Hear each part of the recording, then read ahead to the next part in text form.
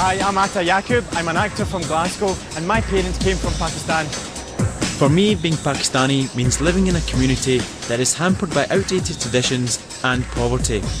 When I think of Pakistan, I think of rickshaws, camels, and people balancing things on their head. Recently, some of my friends have started moving to Pakistan. They tell me it's a place where arts and culture are flourishing. A place where cool young people have big dreams and big passions. I've heard that Lahore and Karachi are cities where westernised urbanites can feel at home. This is not the Pakistan I've seen on the news or experienced in Glasgow. I'm going on a journey to discover this new Pakistan I'm hearing about. I want to find out if I could fit into a country whose culture, up until now, I've usually tried to get away from.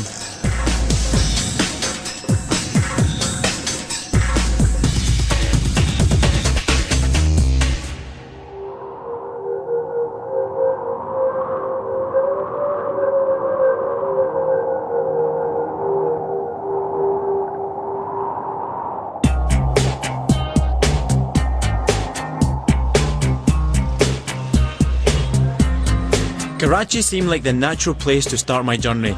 With a population of 13 million, it's Pakistan's largest city and the epicentre of the country's emerging media class.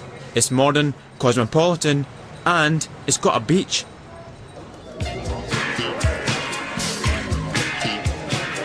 My first mission was to make some friends.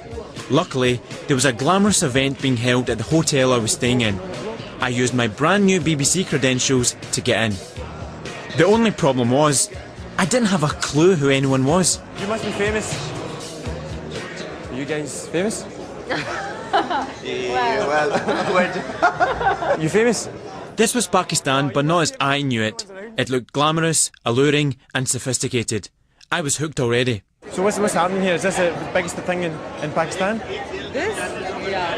It is? Yeah. Is it? I'm supposed to say that. No, is it the biggest thing in Pakistan? Well, actually, yes, it is. It is.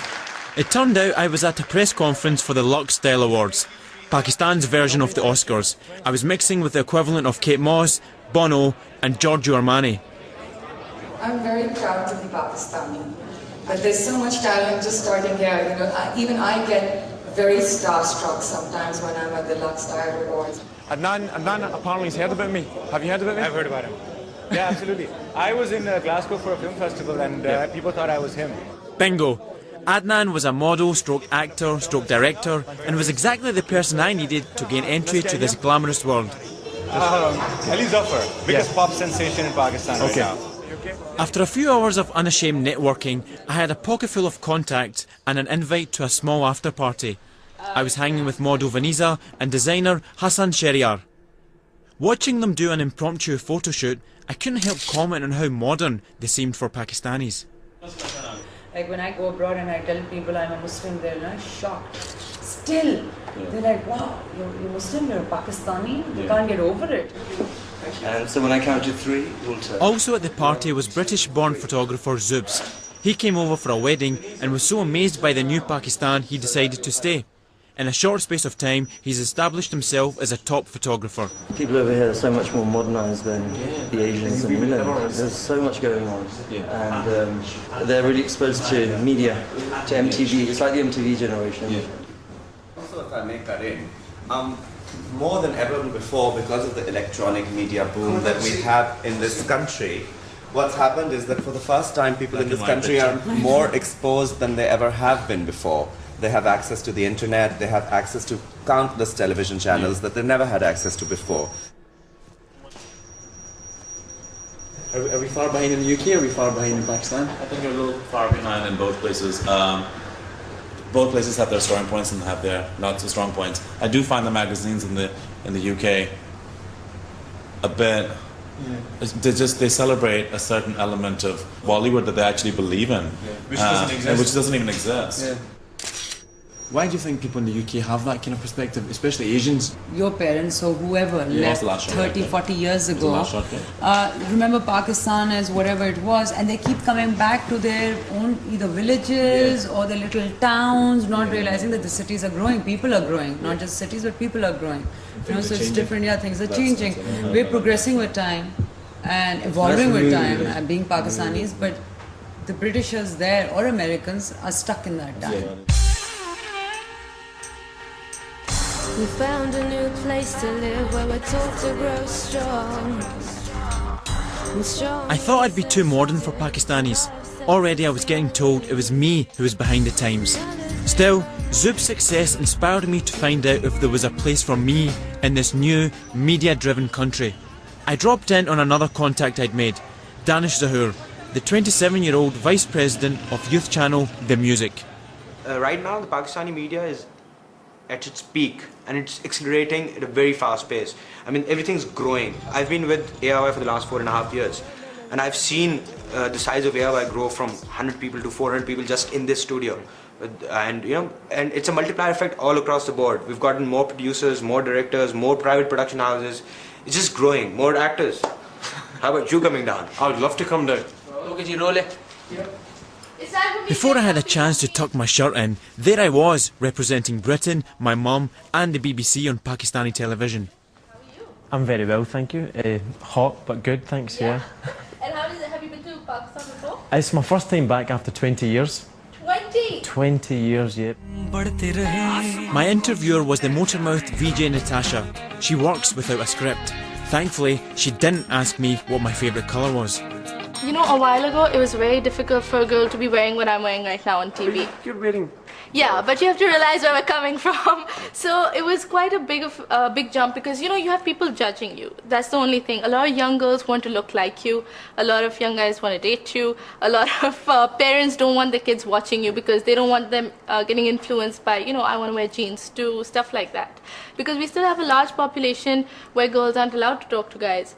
But I think if parents actually consciously sit and watch us and they see that, you know, it's nice, it's decent, there's no limits being crossed, maybe they'll open up a bit with their kids as well. Maybe it was just westernised girls parents had a problem with. If Waqar Zaka was anything to go by. Hi everyone, मैं हूँ Waqar and welcome to Living on the Edge. Our time is gone. They certainly didn't have a problem with their children volunteering to do life-threatening stunts on his reality show. I invite people to come on my show and perform extraordinary dares, extraordinary tasks. It's a kind of show where anyone can come and perform extraordinary things. There was a girl in my show who is about 16 years old. She came to my show and she pulled a car with her hair. She pulled that car up to about 35 feet and there was a guy who picked up burning coals with his hands. Where does all your influence come from, or the originality? You know, a lot of things you're saying, is it Western influenced, or is it just that you're not thinking, exactly, let's do it in Pakistan? Not exactly the Western influence. It's like I just searched what exactly is not happening in Pakistan. What exactly I can come up with, or what exactly I can create which the Pakistani youth can relate to themselves. Life-threatening reality shows are the new kids on the TV block. But if there's one thing guaranteed to get an audience, it's drama. Drama is, to coin a phrase, bigger than cricket. Once again, I used my BBC credentials to get on a set. The plan was to try and get a part in a show. I went to see producer Mutmina Dured to get the lowdown. We're trying to take like realistic stories and converting them into dramas. Stories that every person would be able to relate to. Mostly we target women, not men. But because we think that women are the ones who are the real drama watchers and not men. And all the stories that can make a woman laugh, cry, feel something, those are the stories that we take and we dramatize. So that's enough, okay? No, I don't think that is enough. Mutmina said I could try out for a part. I thought all I'd have to do was a bit of Bollywood. But Pakistan drama, I found out, is not the same as Bollywood. 5 or 10 years we tried to create something related to India like Bollywood style, but it didn't work actually. So what we wanted to do, we just wanted to create a drama, okay, with the Pakistani style. A Pakistani style meant lots of dialogue, and lots of dialogue meant lots